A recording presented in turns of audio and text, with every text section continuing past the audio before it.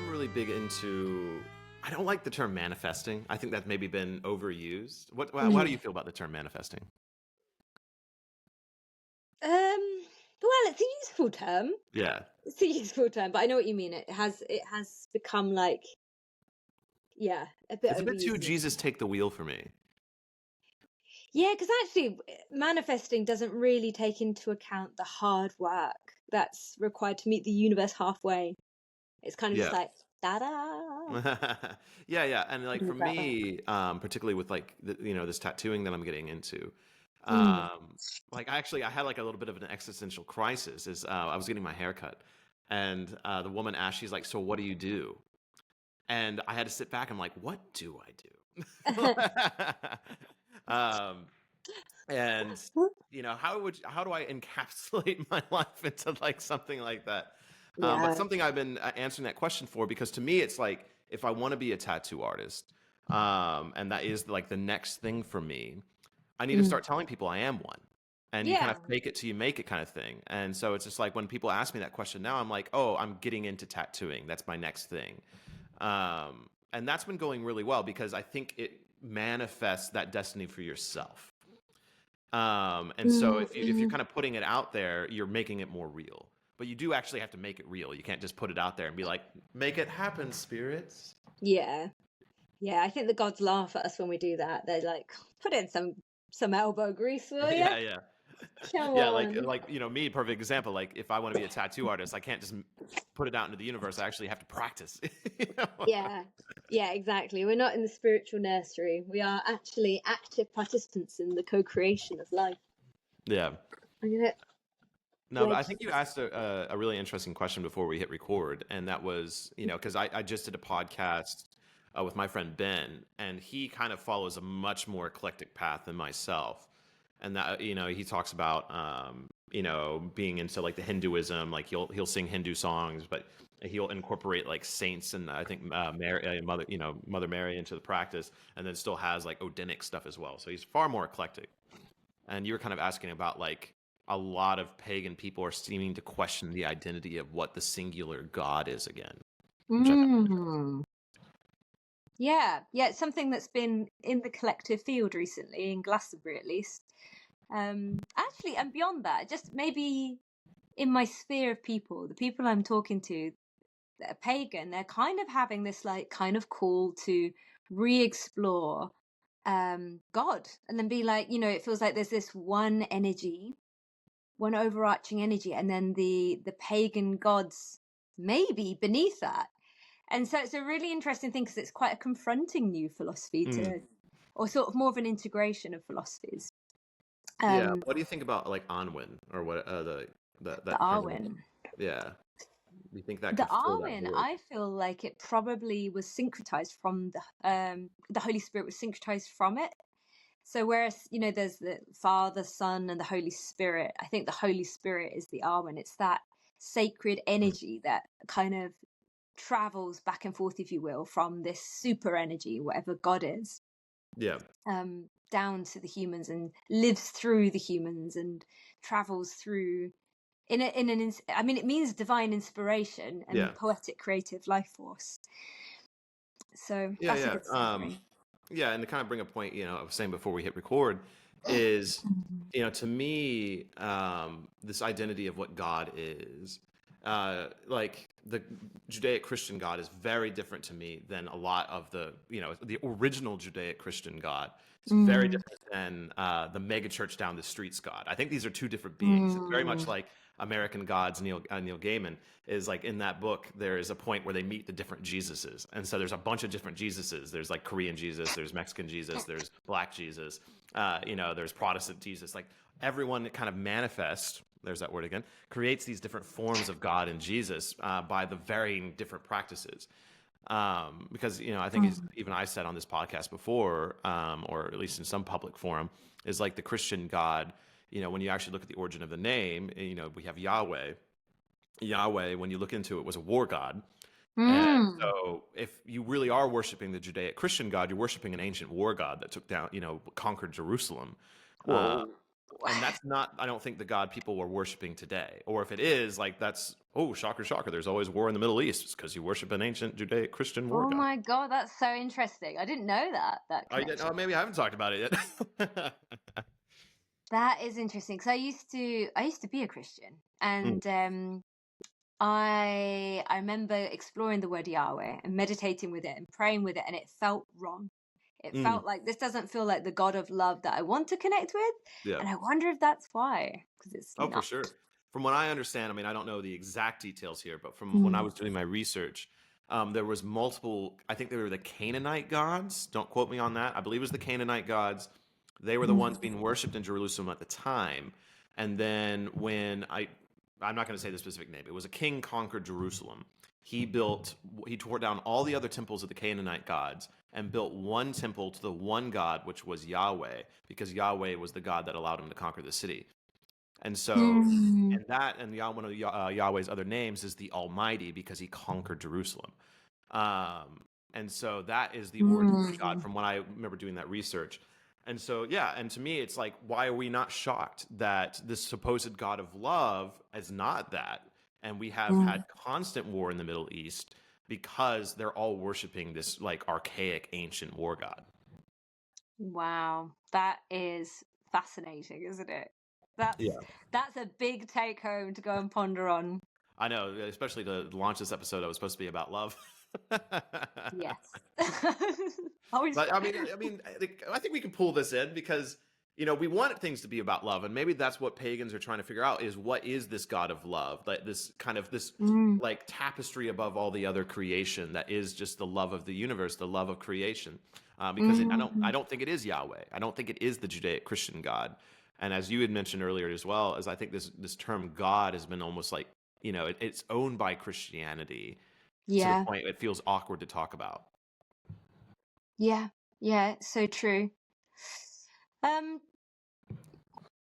are we doing our normal podcast introduction? Nah. Don't know if you want to redo it. Like, hey, so Nah, I'm good. we're just falling in to Yeah, this one. I kind of like that. So one of my favorite podcasts is such a completely different one, but as I've been alluding to in many of my videos, my favorite one of my favorite shows is Always Sunny in Philadelphia, and Oh, they do a same. Oh, Love it. really? Do you Yeah, listen to it's the my podcast? favorite. How we Favorite. never talked about this? I don't know, but it's hilarious. It's my I favorite watch kind this of show all the dark time. humor. Why have we never watched this together when you're I know. here? I have Oh, stayed at your house. yeah. My mind is blown right now. Like this is like such an normal topic of conversation for me. Anyway, I love their. Have you listened to their podcast at all? No, I didn't actually know they did one. Oh, you will love it. So they do a podcast, and the way they do it is they're supposed to watch the one episode and then they discuss it, and they're moving through the entire series. Now I think they've stopped. They made it to like season 6 or 7, and they literally just went through each episode and talked about background and brought on guests. So they brought in like all the side characters and stuff like Yeah. that. Like they even had like the waiter on there. Like that's Oh, always yeah. like getting his shoes tied and stuff. Anyways, the thing I like about their style podcast is they just are recording from the moment they walk into the studio, and there is like no intro, and they're just bullshitting, and so it actually gets started. And so I was like, yeah, we're gonna try that. Oh, I see. Thanks for the heads up on that. Oh, hey, by the way, heads up. We're trying something a bit new. Anyways, welcome to the Tree of Life podcast, episode 11, because we're one episode away from being a year, which is crazy. And today we were going to talk about love before we got into this different topic of war. But yeah, because it's February. Yeah, Yeah, we've made it. yeah. Woo! Yeah, so February. Very, very romancing times for planet Now, Earth. is it though? Is it a romantic? Do you consider February a romantic month? Well, I'm a Taurus, so it's in my astrological makeup to be giddy this time of year. I love Is it? romance. I love tradition. I'm a sucker for Valentine's Day. I Oh, truly am. But I know most people are very angry about the consumerism behind it all. And I'm like, well, you can always paint something or write a poem. Those Yeah. things are free. Those things are free. So there's no excuse, even if you're anti-consumerist, to be a little bit romantic this time of year. Yeah, well, like, the thing that's interesting is, both of us, kind of started relationships at the same time. I think yours maybe a month before mine. Uh, Mm. but, for me, like, I've had the conversation of like, do you want to do anything during Valentine's Day? And I was told like, we don't have to do anything. We're both working. It's on a Friday. We're not really doing that much, but we're gonna go get like, brunch on Sunday or whatever. And even then, like I'm making a plan to go get a letter, like a nice card, write a nice note, get a rose, and I'm still gonna go and like sneak and put it on her car. Oh, Uh, that's so cute. even though like again, I'm in the category of like, Valentine's Day. Like I do sweet things all the time. I don't need a day to remind me. Yeah, that's true actually. These things should be done all the time, shouldn't they? And I guess Yeah. that's a nice reminder really as well. Yeah. But yeah, I mean, so romance. Yeah, yeah, People always ask me like, where does this fit in the pagan world? It's an interesting question, like yeah, because there's not a pagan celebration in February in the Celtic field of things, and I'm not sure yeah. about the Nordic or the No, Germanic stuff. there's modern reconstructions, but nothing significant. Interesting. Well, you have St. Bridget's Day, or in bulk at the beginning of the Mm, month, but that yeah. doesn't really have to do with romance. No, it doesn't. But now you know what I'm like. I went and threw myself down some rabbit holes and did a Oh bit of yeah, research, and I got really into it. And Bridgid actually seems to feature quite a lot in terms of romance, which yeah. I wasn't fully aware of before. But there's the god of love in the Celtic pantheon is Angus. So he's part of the Irish pantheon. Mm. And in Irish mythology, he's associated with youth, love, and poetry. So his name, the Proto-Celtic meaning of his name literally means one desire. And this was given to him because he was born of a love affair between the Dagda and the goddess Boan when they consumed him on the winter solstice. Consumed him? No. What's the word? That sounds very Celtic. Consumed. When they consumed their son. Conceived is the word I was looking for. Yeah. Him, which was on the winter solstice. So Newgrange is very tied into the story and the birth of Angus. So I was thinking there's got to be something about Angus. And when you read a little bit more about Angus and how he grew up, he played a harp. He always had birds singing sweet things that followed him everywhere he went.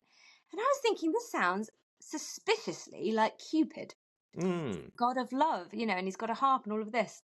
So I looked into it a little bit more.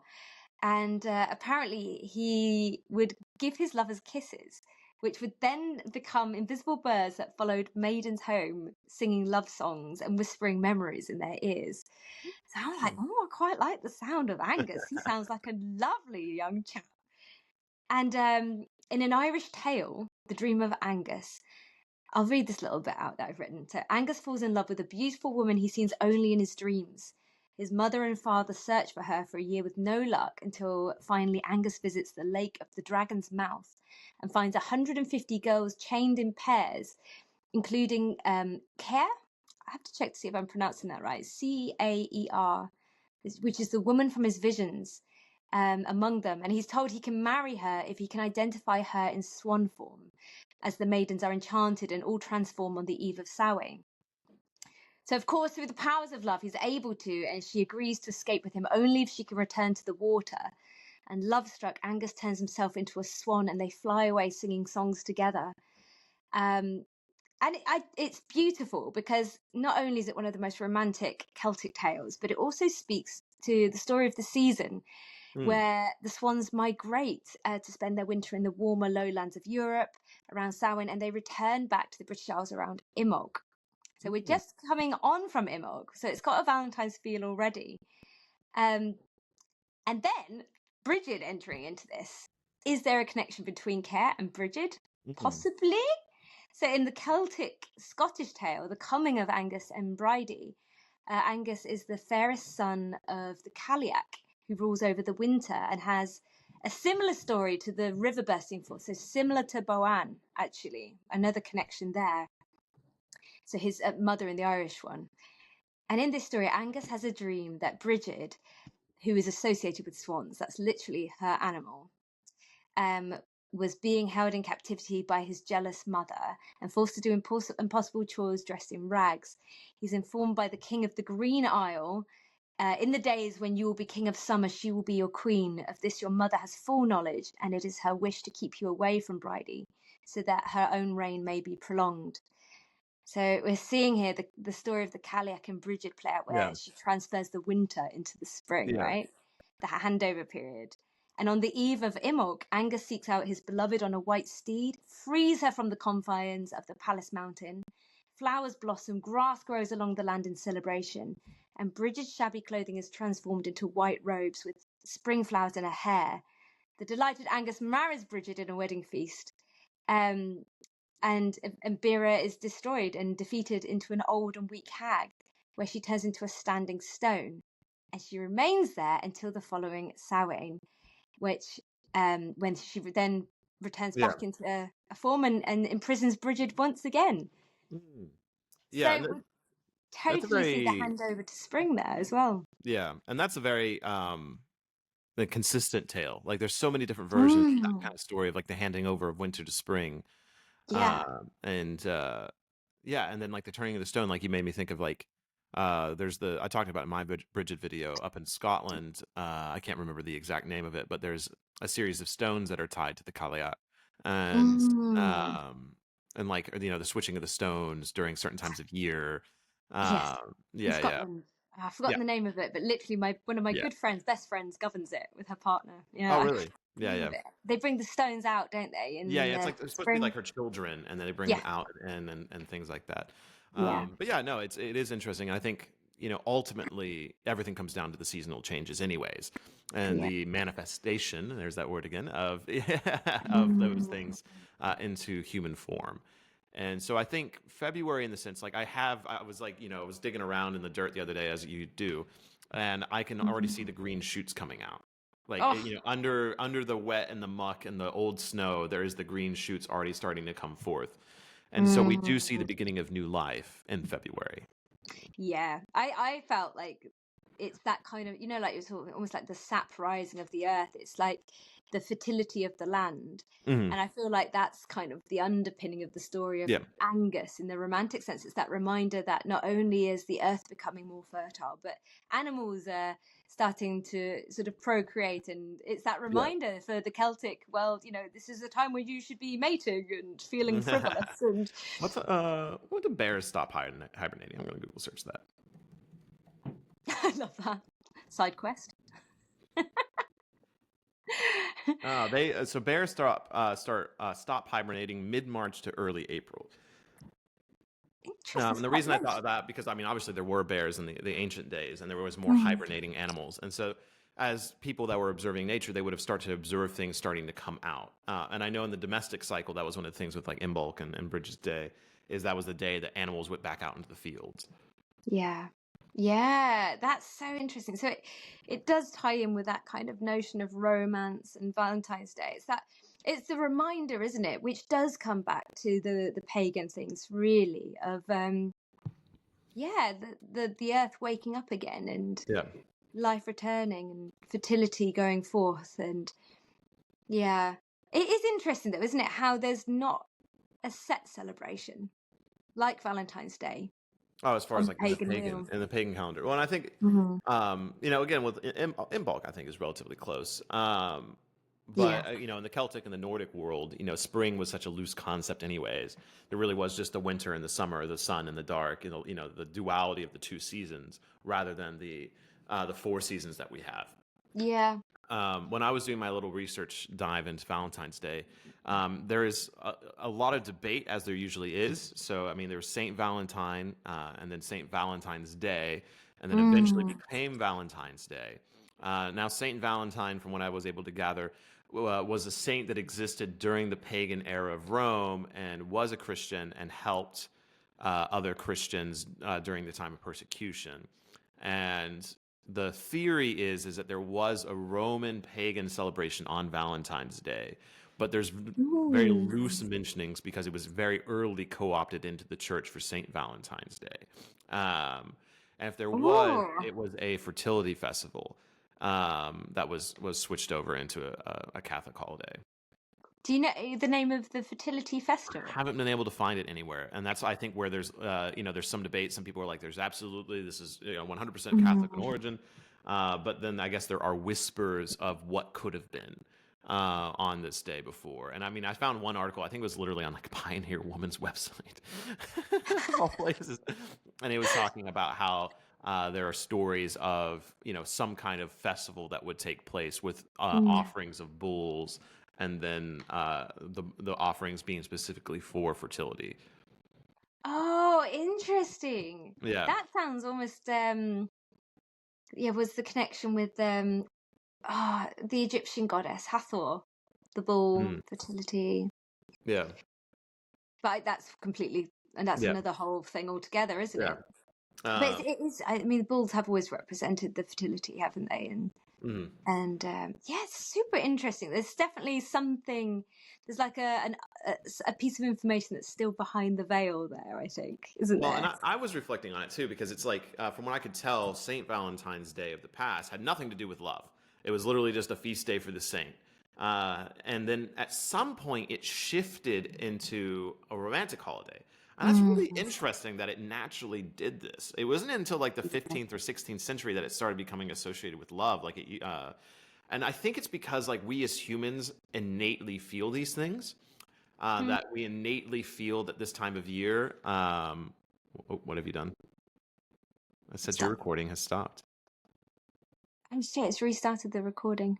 Oh no! It says you had a call. It's annoying. Yeah. Well, no, it's all good. I think we're good. Yep, we're fine. Anyways, guys, we're recording on Riverside now. We don't know what we're doing, so that's what that's about. But yeah. So, what was I saying? We were in the flow. We were in the flow. Where am I? Whose apartment is this? Whose pants are these? Who's the president? Morgan Freeman's the president? What? Gosh, I am completely out of it. What was I saying? I can't remember either. I just bullshit on this podcast, don't I? I don't know what I'm talking about. We're in our 30s now. If our thoughts get disrupted, we're like, Well, anyways, this time of year, yeah. Oh, yeah. It's I think it's natural for us humans to want to kind of like get into these flows. And so even though this holiday at one point had nothing to do with love, and it seems like in the pagan era it had to do with fertility, and then through over time, eventually we as humans kind of got back to the idea of love for this time of year, just because it's built into our genetics and to the seasonal changes to associate this time of year with love. Yeah, no, I think you're right. Like, we can't escape it, can we? It's almost, I wonder if it was knocked. I mean, I do love blaming things on the Christians. It's easy to do, right? I wonder if the kind of love-making, fertility aspect of Valentine's Day was removed from when Christians syncretized with the pagans. Yeah. Because perhaps they wanted to control population, as in they didn't want people just mating like rabbits this time of year. So it might have actually been a practical solution to not expand society so much in that way. And maybe then, like, our natural impulse, like you said, the natural frivolity of human beings this time of year has just crept back in. Are you feeling more frivolous now? I'm always quite frivolous, but that comes with being a Taurus. No, I do think there actually is something to that. Now, I'm not from the frivolous nature. I'm actually not a very frivolous person.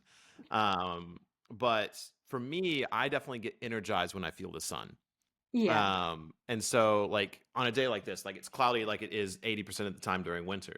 But on those days where the sun comes out, it's a little bit warmer. I have so much energy. Like, I can feel it. I can feel my joy return. I can feel my desire to do things. But then all of a sudden the clouds come back and it kind of goes back down again. But February is the time we start seeing a little bit more of that sun typically. Yeah. And so as humans feel those suns, they're like, I have more energy, honey, to the bed. Yeah, exactly. It's that we've crawled out. I mean, Imbolc is really about the slow crawl out of the cave, isn't it? Yeah. And between that spring equinox, it makes sense that for there to be something between that and spring equinox. Spring equinox is like you're out of the cave, you're back Yeah. in the field, blah blah blah. So it's that thing of like waking out of hibernation, Yeah. and that's slow kind of like reminding ourselves that we're alive and we're part of the the animal kingdom in that sense. Yeah. Yeah, to kind of like move it into the general conversation of love, not necessarily this time of year, because you're right. It is, like you said earlier, it's something that people ask questions about all the time. But it's interesting. I've never, I don't think once really talked about it. Maybe in my Freya video, like one Mm. time about like this, the goddess of love or love within paganism. I think it's Oh because it can get very personal very quickly, yeah. obviously. But yeah, I mean, love is something we all struggle with. It's Mm. something we've all been at the highest mountain of and also the lowest valleys of. It's something almost every human has in common with one another, is struggling with love. And so Yeah. naturally, it's part of religious belief as well. Yeah. That makes sense. It's like it really is the driving force. If we were to strip back human nature to its bare animal instincts, which is just to procreate, then it's the driving force Mm, behind the human race. It's yeah. major, isn't it? It's when you look at it like that. And it's so lovely that that it's so nuanced and that it's become this flowering, beautiful, romantic thing. Yeah. Because of the soul of the human spirit that sort of meets us in our animal instincts, I guess. Yeah. Yeah, and I think the struggle with it is that balance because obviously with Christianity the balance swung way too Mm. far into lock up your children, lock up your wives, don't touch Yeah. anyone. Put your Uh ankles away. yeah, hide those ankles, put on that chastity belt. And obviously, yeah, we've seen, we hear the horror stories of the Puritanism that, and what that created. Mm. And I think even in our cultural memory of, a relationship, an awkward relationship to sex, particularly in the older generations, like our parents and our grandparents had very awkward relationships towards sex, I think, and love in Mm. particular. Whereas I think our generation is swinging the polar opposite way. And I think that can be just as negatively impactful. And I think we can kind of see that throughout history where people have lost the intimate nature and the spirit of romance and go Mm. too much into the physical. Yeah. Oh my gosh. Totally. And I'm seeing a big, in the spiritual communities as well, there's this big lean towards sort of temple stuff. And that it almost feels like an old kind of, when you think about ancient Rome and you hear about all the temple work and how there was like loads of sexual orgies and things. And it Mm, almost feels like people are moving back into that kind of, I mean, maybe it's always been there. I like to think our grandparents' generation didn't know about that stuff, but maybe it was in just a yeah. different way. But it is interesting how it has gone completely into this liberal realm. Mm, Um, actually, I would say I'm much more traditional than that. I yeah. really like preserving the sacredness of the body. Yeah. That's something I really advocate for, and not that I have any judgment against people that Right. Yeah. are Yeah. exploring. Everyone can explore how they will, but for me, I feel like I'm always trying to meet life in the center. I'm always trying to Yeah. go, okay, we don't want to hide our ankles, but for me, I'm not sure about this kind of the temple work and how much spirit there perhaps is in that. Yeah. It's beautiful to meet spirit through like actual love making, I Yeah. think. Yeah. Yeah, for sure. And Mm. I guess, ultimately you and I can only speak from our own experiences and things like that. And like you said, Yeah. I try my best not to be judgmental of others. I just know what works for me, Yeah. and what feels spiritually correct for me. And one of the things is like I made a promise a long time ago, to only ever be with someone that I loved, especially Mm. physically. And love can have many different meanings. It doesn't have to be like every person I sleep with has to be like the true love of my life. But I actually have to have care for them. Yeah. Because Yeah. if I have the physical without love, it feels empty to me. I've Mm. done that maybe once in my life, and that was enough. I was like, no, this is completely vacant. Yeah. If there's no emotional connection to someone. Yeah, absolutely. Fully agree with that. It's got to be meaningful, hasn't it? It's so It feels very different. There's a very different quality to the connection. Yeah. Yeah. Oh, yeah, silence Discord. Go away. We've had a very distracted podcast today. I know, technology's against us. It is, yeah. But it's interesting because you've got, so in the Celtic pantheon, we've got the Angus, the god of love. Yeah. And you were saying for the more Nordic pantheon, it's Freya, is it? She's the goddess of love. Yeah. She is listed as the goddess of love, but there's very few stories about it. There is a story about her past love, like Other, which is, more than likely Odin. And then there's the story of like the dwarves and how she basically slept with two dwarves. And a lot of people insult her about her fertility. And so but beyond that, there's not a lot. And hang on, what was that about? yeah. So one of the need some context. Yeah. There's one of the insults. I think it's Loki throws at her during like Loki's like Lokasena, is that she like slept with two dwarves in order to get her necklace. I think it was. Yeah. So, and then there's, questionable behavior here. Yeah. I don't know. All maybe for a the dwarves know what necklace. they're doing. Yeah. And then there's but outside of that, there's also Freyr. Like Freyr has the story. Her brother has the story of him going for Gurther. Now this story is weird because like on the face value, someone can be like, oh yes, Freyr saw the love of his life, Gurther, and he wanted her, and he went and got her, and they fell in love. But when you actually like read the story, he sends his manservant to go like tell her to like go marry Freyr, and his manservant essentially assaults her a bunch and like threatens her to beat her. It's just like, if you don't go marry Freyr, I'm gonna beat you. Oh goodness. And so it's like not very romantic. That's really curious. That how has she got that title as the goddess of love, do you think, within all of those stories? I think it's listed in like some of the like the prose edda that she is the goddess of love. It literally just says she is the goddess of love. Data does that. Yeah. And then obviously like within neo-paganism, people, still honor her with that aspect and obviously have connections and whatnot. I know there's a funny story because you talked about like, Angus and Bridgid. There's the story of Skadi, essentially the gods kill Skadi's father, and Skadi wants like recompense, and so she says she wants to marry one of the Aesir gods, and so she wants to marry Balder. That's who she wants to actually be with.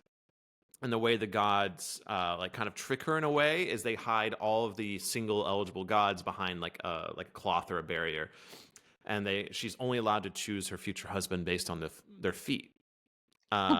And so she looks for the most fairest feet in the land. She's like, well, clearly Balder has the best feet. And so she goes to the finest feet, and she says, that one right there, that's my husband. And then they lift the veil, and it's not Balder, the god of light. It's actually Njord, god of the sea. And he has the fairest feet in the land. Oh, disaster. Yeah, but the thing is, they in the stories have a horrible marriage. Because she is of the mountains and he is of the sea. And so they like alternate where they live. And so sometimes they go stay at his coastal bungalow, and then other times they go up and live in her mountain cabin, and neither is happy. Oh. Yeah, so it is interesting you have that kind of story in there too, because and I think that's important because not all love is, there's no such thing as like one type of love story. There's very many the lost love in our life is far more common than the one that we find forever. Absolutely. And I was thinking there's a real overlap between that story and the one that I was reading about him having to choose her as a swan and recognize her as a swan. This idea of trying to identify your love almost through instinct. Yeah. And I wonder, because that's quite beautiful in a way, the idea of sort of feeling into the gut and feeling into the heart and being like, does this person feel right for me? Could you identify your love as a swan if they turned into a swan just on instinct alone? And the foot thing's quite funny, but and with different endings, which is curious because obviously with Angus he chooses the right swan. Yeah. But I wonder if we don't always choose the right swan. We don't always choose the right swan. That's a tragedy. Yeah. But maybe there is something woven into those stories about going with the heart. like not choosing on outer appearance. Something about that, actually choosing on what feels right within, or the gut instinct of a connection, Yeah. which Well, is as old as time, right? yeah. I don't know about you, but my personal struggle, the last 2.5 years before the relationship and now, I was basically single. And I really struggled through that 2.5 years to connect to the identity of love because I was almost in a hateful mood because, Mm, I felt like, I had everything. I had good friends. I had a good, I loved what I was doing. I was traveling the world. But the thing yeah. that was eluding me was love. And I had a lot of breakdowns with that. And, there was times like, I remember in particular, I was in Norway and I was in the middle of a fjord, just like, why can't I find love? And, just like angry. And so to me, it's hard to connect to a positive element of like praying to the goddess of love, like, please, goddess of love, send Mm. upon me the blessings, instead of just being in the fjord like, I fucking hate you. Where is my wife? Right. Send her to me now in the form of a swan. Yeah. Oh, I know what you mean, though. It can be. I wonder if there's a difference between intentionally choosing to be single as well, rather than that feeling of waiting for life Yeah. for them to show up. Because I know when I've taken time out to like explore celibacy and to intentionally choose that road of like, I'm going to be dating myself, I'm going to be Mm, with myself, I'm going to make myself the focal point for a year or something like that. yeah. When I've done that, I've really enjoyed it. Yeah. I found that I have an inherent romance that I can't get rid of.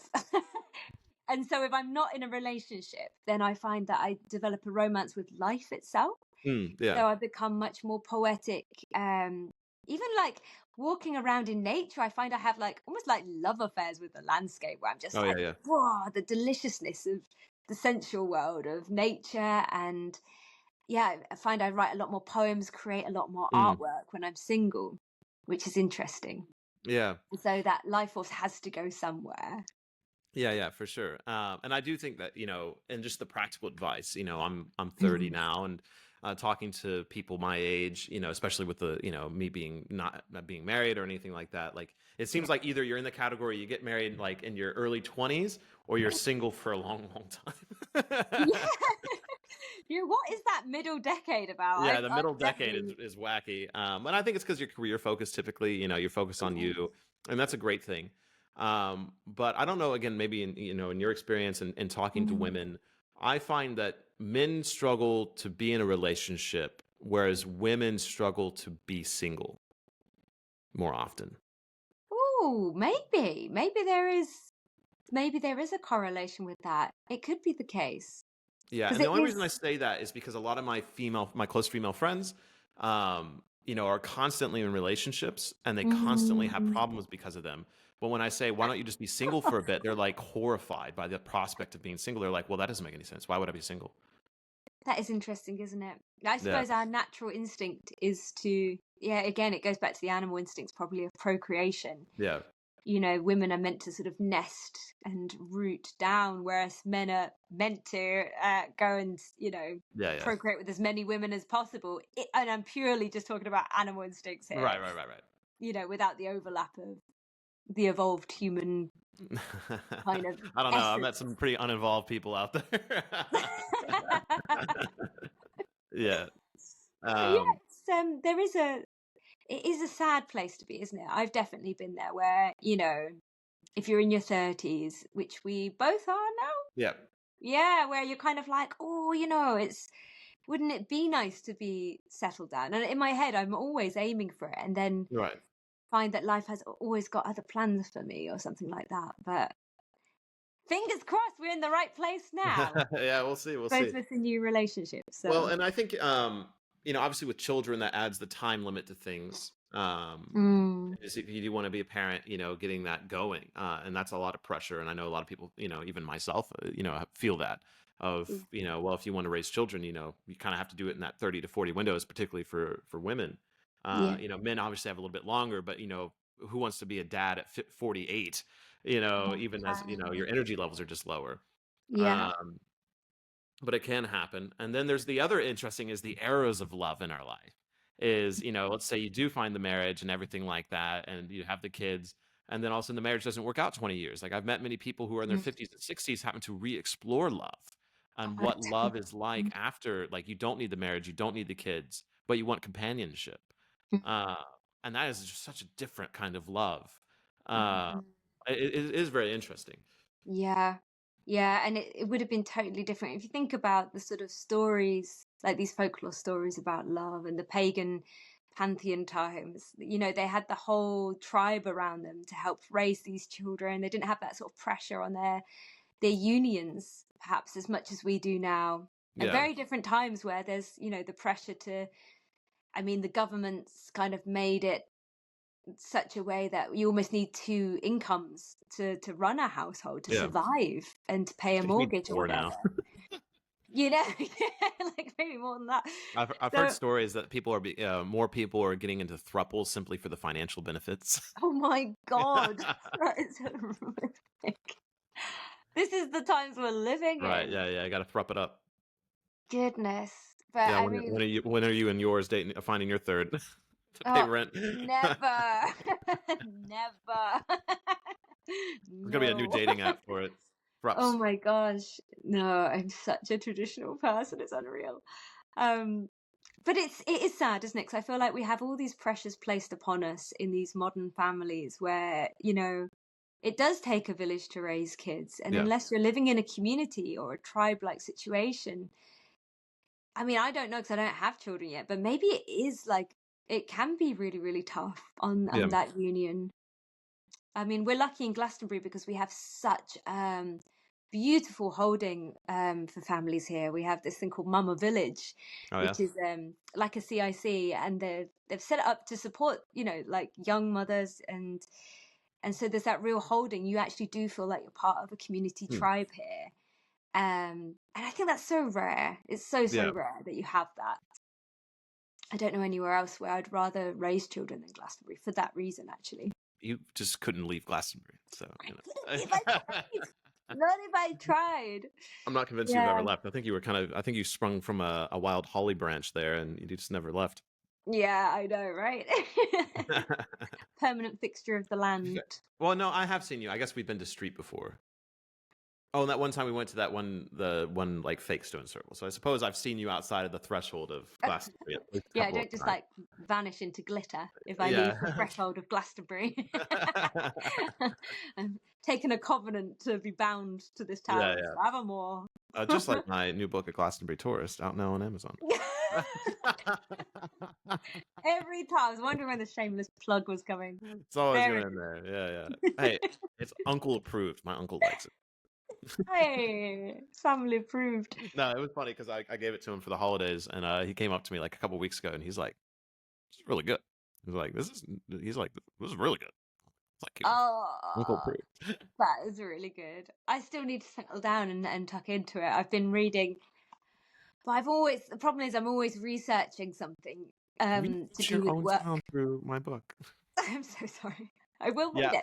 Well, actually, this is an interesting segue from love as well, is the love of reading and the love Yeah. of other things and whatnot. Because I'm similar. Like I read for work. I typically read to do research, and so that's something that I will say that I'm really loving out of this new relationship I'm in. She's a very avid reader for fun. And I think that's one of the beautiful things about a relationship that is healthy, is it inspires the best out of yourself.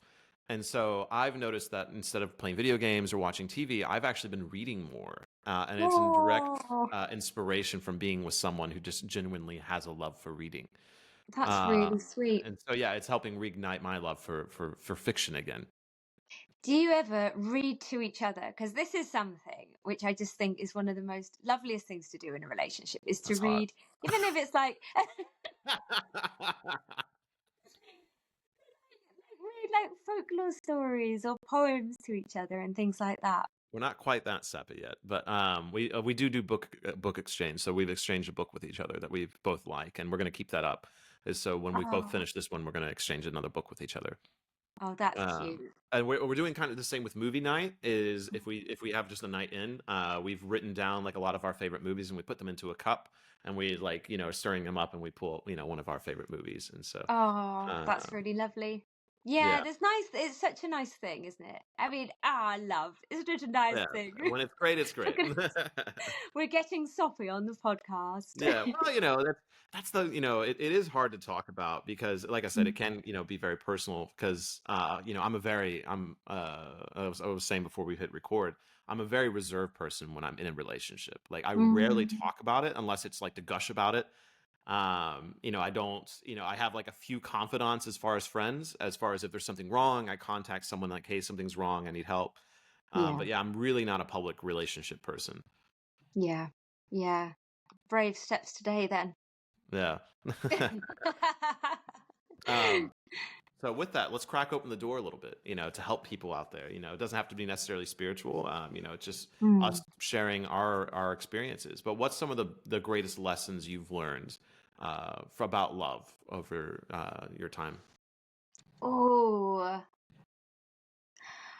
one massive one, which I didn't even fully integrate until more recently, was that you really have to be in your like full, you have to have met your yin and yang fully within Mm, yourself to call it in as a partner.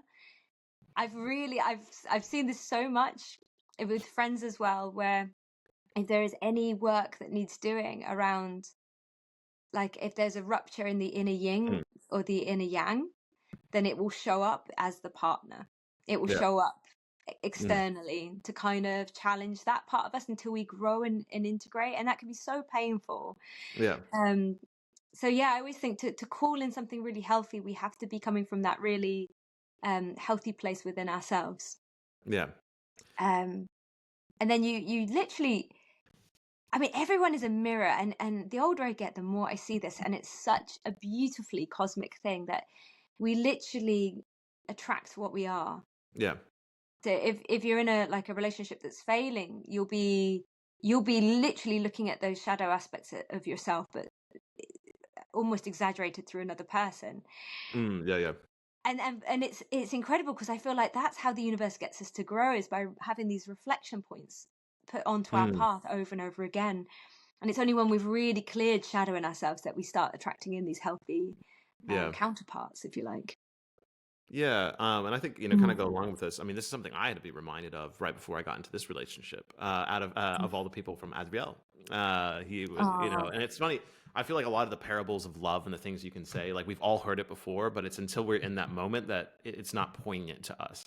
And one of the things I had to be reminded is you cannot make love your purpose. You have to mm. follow your own purpose, and love will find you. Oh, Uh, yeah, yeah, yeah. because I mean, I'm really bad about this, especially, I've been single more in my adult life than I've been in a relationship. And so I can get desperate.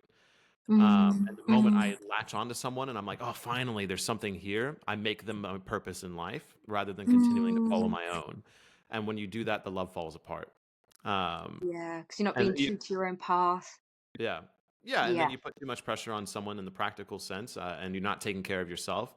You're compromising your values in order to make it work. Because a truly healthy relationship is you Mm. should not have to compromise on your values. You, This, yeah. yes, fully agree. Yeah, or on your life path. It's become, because compromise is a really big important part of every day to day in a relationship, like the little things. Yeah. But I totally agree with this, and this is something, yeah, again, it's taken me a long time to mature with, is realizing that if you're over compromising your life path, if you're trying to force like something together, if it's going too much against the grain, Yeah. it ain't the one. The one will feel like a flow. It will feel like a natural ease. It won't feel like it's uphill. There Yeah. won't be too many sacrifices from either side. Yeah. Well, And I do if one of you loves the mountains, then the other one of you loves the sea. perfect example Yeah. of that. Yeah, that story really illustrates that, doesn't it? That, if it's too far apart from the beginning, you just have to kind of be in self-worth enough to know that that's not right from the beginning, and then Yeah. find someone that does align with your path. Yeah, that's profound, because that whole thing of compromise often gets extended and distorted in a way where people feel like they should be compromising massive parts of themselves to make Yeah. things work. Yeah, I think one of the big things I feel is honesty. Is never everything should be about honesty in a relationship and being open with one Mm. another. And that's something that I feel really blessed with the current relationship I'm in, is that we both have been on a healing journey in different ways. And so we have very open and honest communication with one another. That's not like clinical. We're not like Yeah, analyzing one another and talking in a very clinical way. We're just yeah. saying, we're just expressing how we feel, and we're navigating those things naturally, and we're not letting things fester. Oh, that's Because beautiful. so much of, I think, bad relationships is just from a lack of good communication. Absolutely. Yeah. Yeah. It's so nice to be in a relationship where it feels like, yeah, it's just where communication can just be beautifully validating, beautifully empathetic, and easy. It should be easy. Yeah. And yeah, I feel really the same as you with that one. I feel really blessed in my current relationship that there's an ease and a flow, and really a true alignment, I think, Yeah. of beings and paths. And yeah, love shouldn't feel like an uphill battle, Yeah. and that's really important.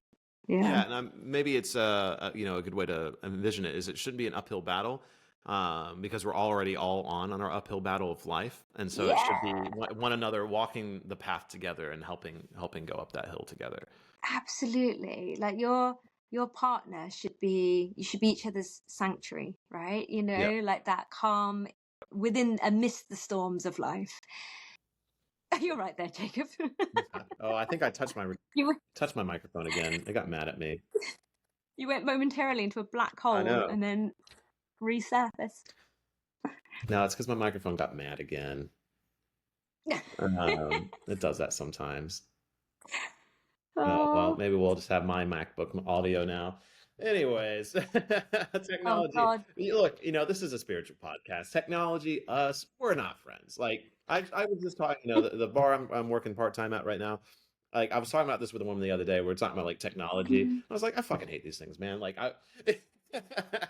these things, honestly, just no go for me anymore. Like they help, we get to communicate, we can have cool podcasts, but like ultimately these things, like I hate these things. Like these things suck.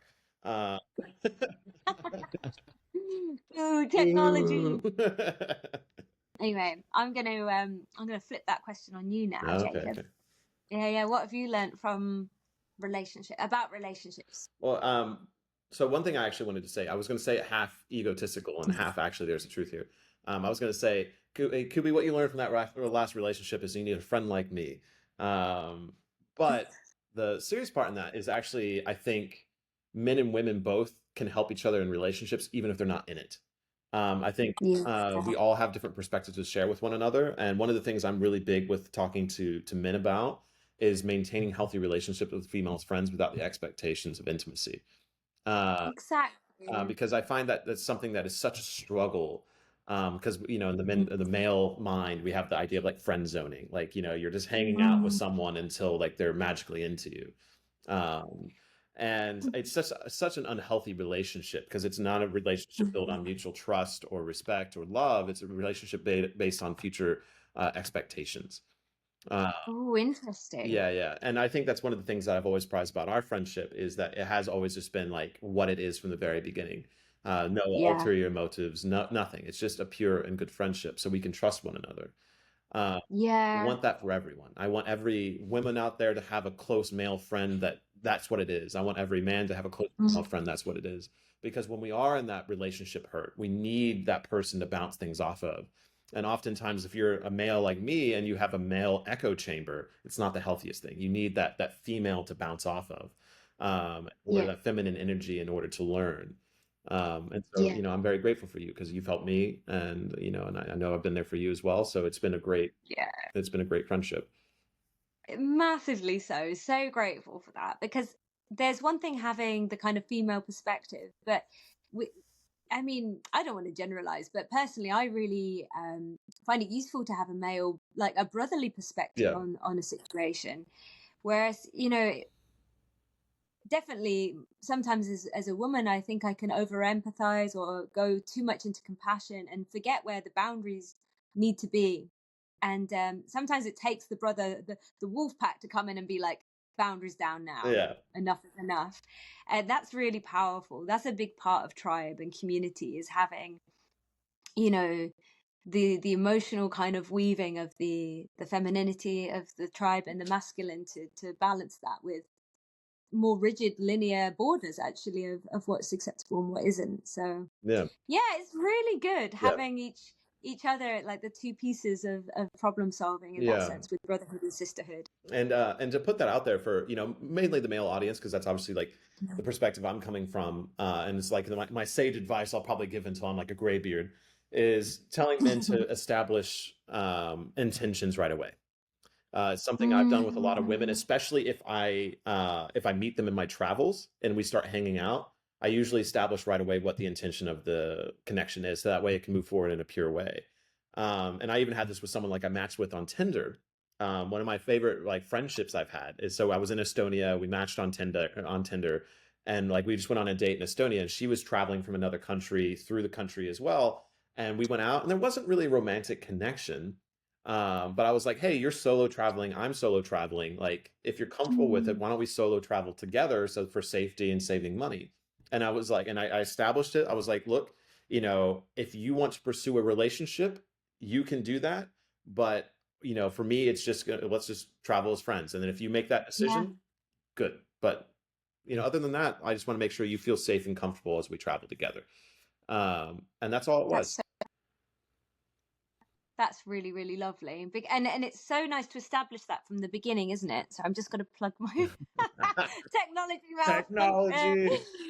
Oh God! Take a shot every time we had technology fails this episode. Battery's about to die. Oh my gosh.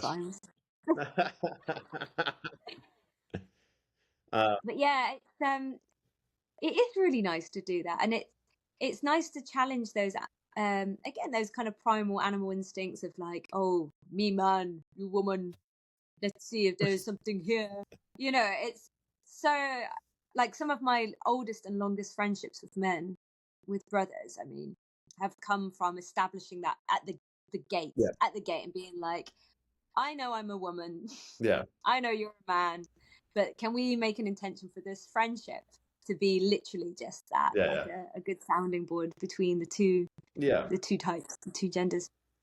Because that is such a big thing. But to kind of get a little bit more into like some of maybe the lessons I've learned is I'm a hopeless romantic. And when that got tied with spirituality, I put a lot of pressure into that. And one of my biggest lessons, as you know, Kubi, is just because something, all the movie lights get turned on, just because it feels destined.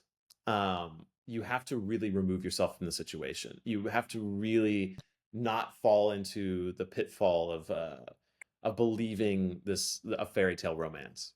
You still need to look at your own values, because it can really be surprising how that fairy tale romance could be a nightmare in disguise.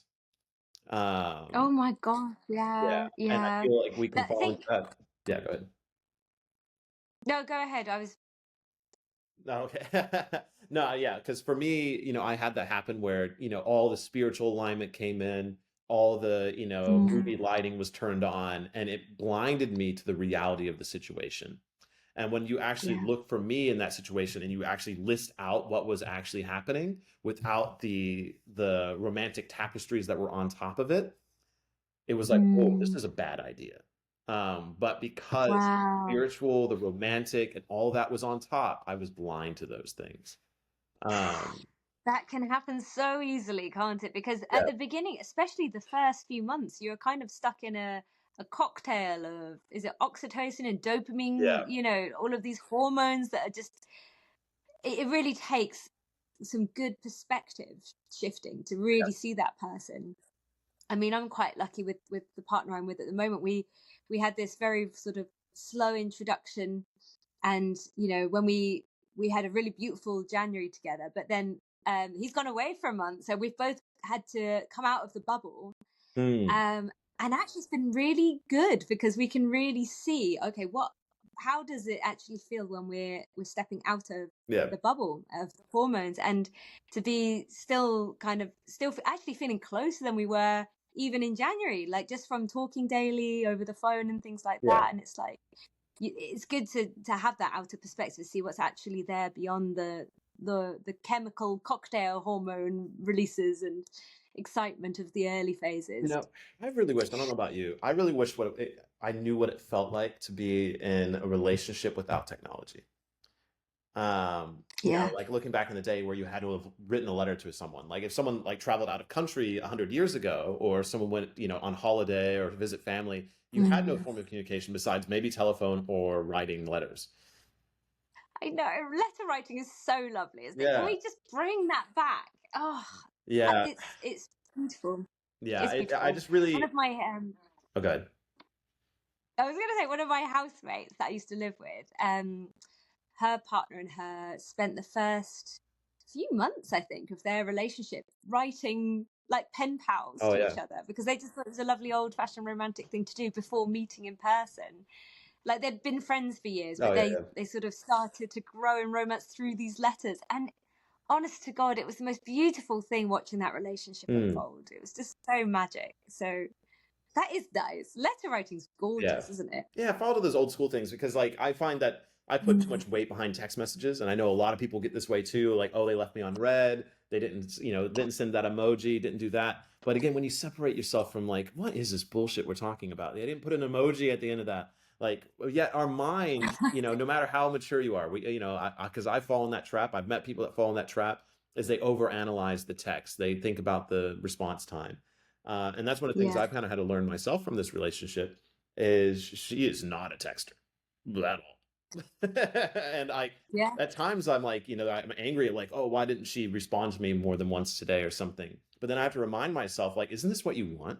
Don't you want a relationship more about the in person, more about what you do, rather than like this arbitrary, text in the cloud? Like, it's stupid. Like, go away, you know? Yeah. You called it in. But it's so interesting, going back to what you were saying about how overwhelmingly blinding it can be. That kind of thinking it feels like a kind of magical destiny. Yeah. Do you think that they're the most?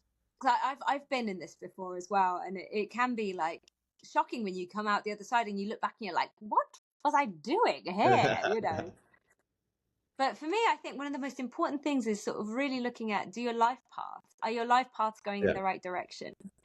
Do you like have the same goals for life? Do your values align? Mm, Values are everything. yeah. Like that is, I actually think everything else is workable on top of that, if those basic Yeah. things are like established at the beginning.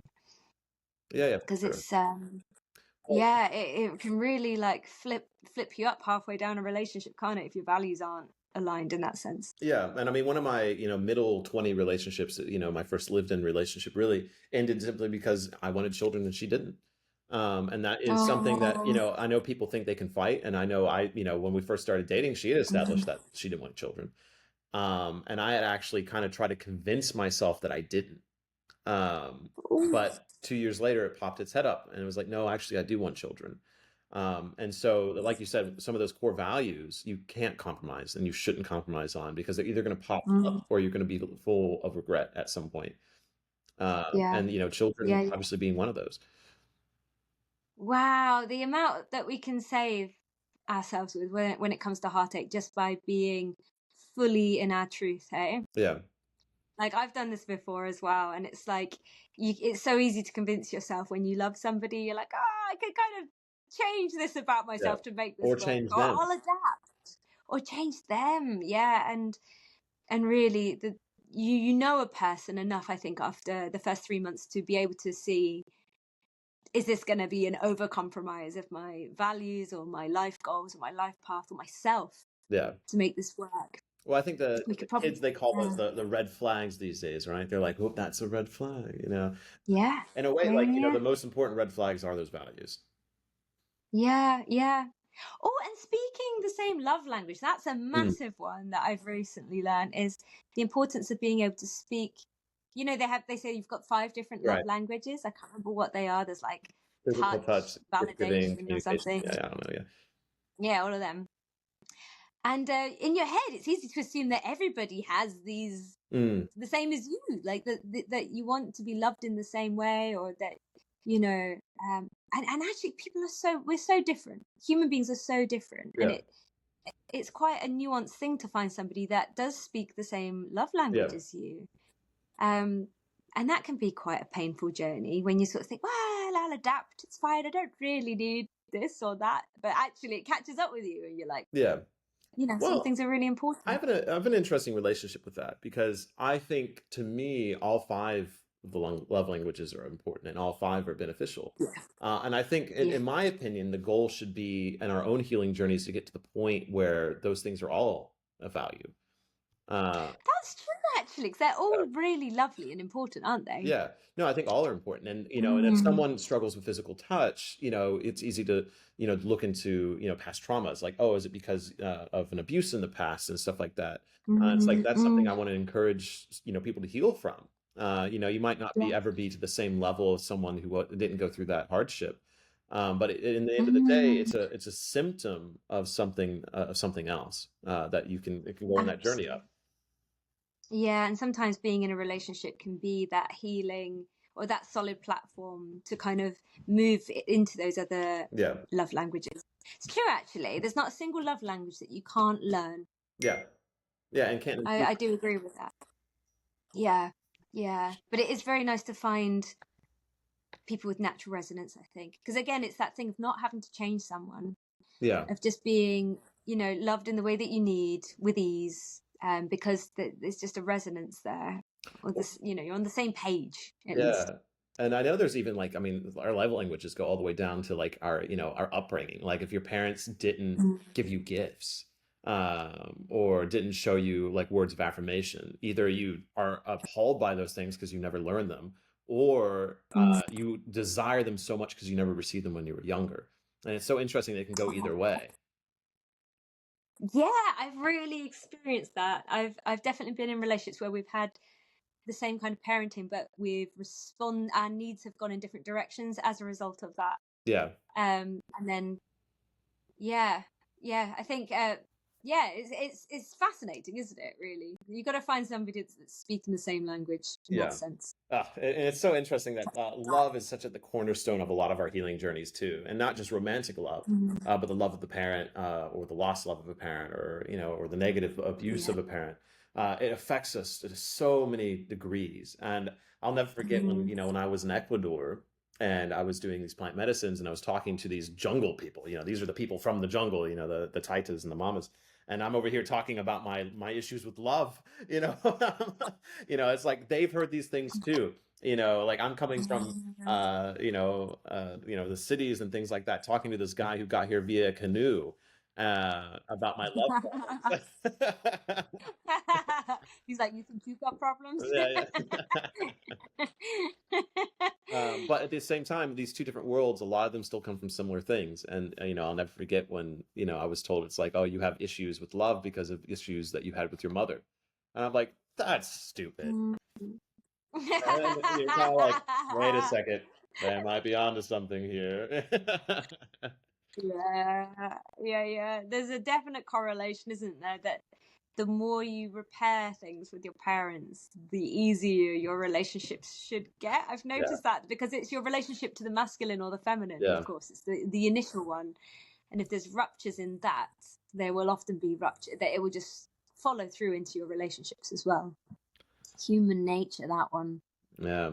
Well, let's get it Yeah. down to, we're over an hour here. So let's get it down to one last piece of advice from both of us. Make it, short and simple. What's one thing someone could do this Valentine's Day to either find love or help, or just help their love life? What's one thing someone could do? Somebody told me this once and it's amazing. So write every quality that you want to find in a partner down on a piece of paper, and then look through it and see, or ask yourself, am I this person? Mm. Yes. And if you're not, you will not be able to call that person in. And so sometimes the most beautiful and first step you can do towards calling in the partner of your dreams is by being them first. So being partnering with yourself first and embodying those qualities first. That's really powerful, because you can only attract what you are. That is the laws of the universe around that. Mm. No, I think that's really great. I think you're really true on that as well. And I was going to say something similar. I was just going to say, you just need to love yourself. Yeah, that's the first and most important relationship you'll ever have, is the one to yourself. Yeah. And I think for me, it's focus on you. Focus on your healing journey. It's long, it's hard. That's what I've been doing the last few years. After my last relationship ended, it was almost marriage. I had the ring bought and everything, but it didn't come to fruition. And so I had a long healing journey to go with that. But not only was there a healing journey with recovering from that relationship, but there was also the beginning of my healing journey. And even though it was lonely at times, even though there was times I was in the middle of middle shaking my fist at the sky, like, why? I had those moments too. But I feel really, really happy in the current relationship I'm in. It feels really healthy. And it feels where I'm meant to be. And so all those moments shaking my fist at the sky, all those moments meditating and reflecting on me and healing me, has ultimately led me to a much healthier relationship, and one I'm very grateful to be in. Oh, happy days! Yeah. So just focus on you, focus on healing, and then when you're at the right point in your healing journey, you're going to be so surprised when I think you meet that person you're meant to be with. Yes, exactly. It's beautiful, isn't it? And yeah, exactly the same. I feel like, we always have this thing, me and Jacob, where our life paths seems to mirror each other. We've Way noticed too it well. since we began working together. There's like a massive correlation of events and things that seem to unfold. But yeah, I feel the same. I'm really delighted, and it always feels worth it. Like anything that's ever gone wrong or any hardships I've ever had around relationships, if they lead you to that one right person that brightens up your day, that's beautiful, right? Then that's worth it for me. Yeah, I feel pretty good at the moment. I feel pretty sparkly around that too. Oh my gosh, could be you and I have been through the love trenches together. Yeah. That was We've a been wild really time. challenging. But we made it through, Made it through. to the other side. Yeah, we huddled together and we drank wine and we made it through. Just have a mulled wine and wait for it to blow on over. Everything will be all right. Oh, well, here's to that. And I guess that gives a lot of good inspiration for any of our listeners that are like struggling in relationships or haven't found the one yet, that you just keep building your relationship to yourself and aligning with truth. The more you just align with your truth, you'll eventually just call in that right person. Well, actually, I'm changing my last piece of advice now because I was just having this conversation with my partner now. Just the other night, we had a really good heart to heart over beer and fries, as you did, and we were discussing, and I was like, even though I'm feeling really good, because this is something, again, like you can fall into that illusion of what it could be. Like, of course, there's a part of me that's like, yes, this is the one. But one of the things I said to remind myself and also make sure that she knew this as well is the two most important outcomes of a relationship to me are either it's the one or you learn something. Oh, I love that. Yeah. That's beautiful. And so then neither is a loss. Yeah. So hopefully hopefully this is the one, but at the end of the day, as long as I'm also going into that side perspective, that side quest of I'm going to learn something about myself and hopefully she will too, it's going to be a positive outcome, because breakups suck, but there can be positive outcomes. Yeah, exactly. There's always growth, isn't there? Life is beautiful like that. Whatever happens, it's always lessons. Yeah. Well, with that, thank everyone for joining us for this technology issue-filled podcast. I'm wishing you all a yummy, scrummy Valentine's Day, even if it's with yourself. Yes. No, I think I'm going to try to get this out. This will come out on Valentine's Day. So for all those people out there, happy Valentine's Day. I hope you find some love. I hope you grow deeper in love with yourself, with someone else, and with the world around you.